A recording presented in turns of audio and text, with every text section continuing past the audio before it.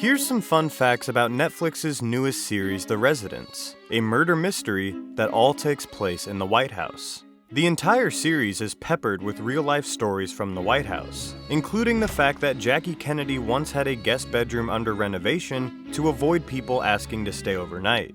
That's really weird. Well, Jackie Kennedy did it once. I think they got the idea from her.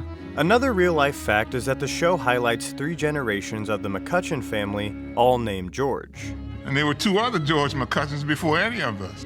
George McCutcheon, the doorman, is based on Preston Bruce, who served under 5 presidents as White House doorman from 1953 to 1977.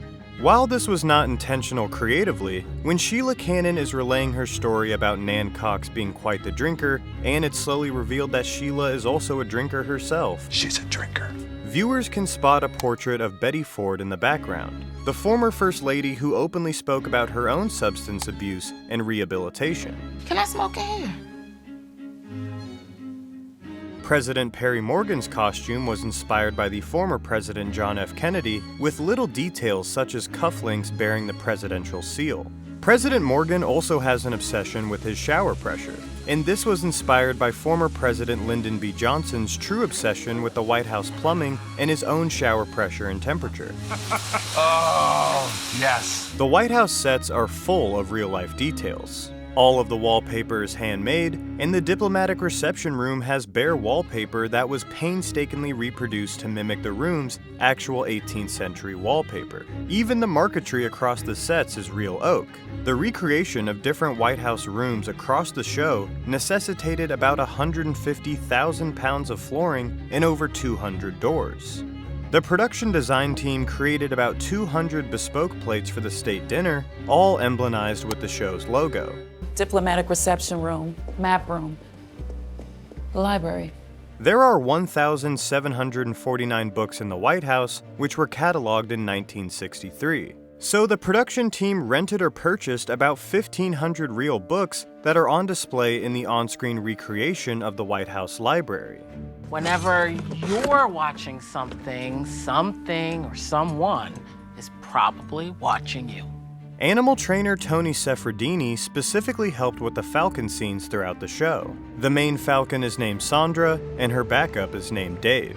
Peregrine falcons are known for their speed, reaching over 240 miles per hour during their high-speed hunting dives. Their vision is 8 times better than a human's, they have 3 eyelids, and can spot small prey from over 2 miles away.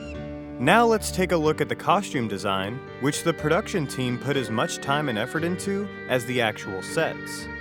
Unlike everyone around her, Detective Cupp is always perfectly neat throughout the long night of murder and interrogations. This is because the team changed Aduba's shirt throughout the day to make sure it always looked pressed.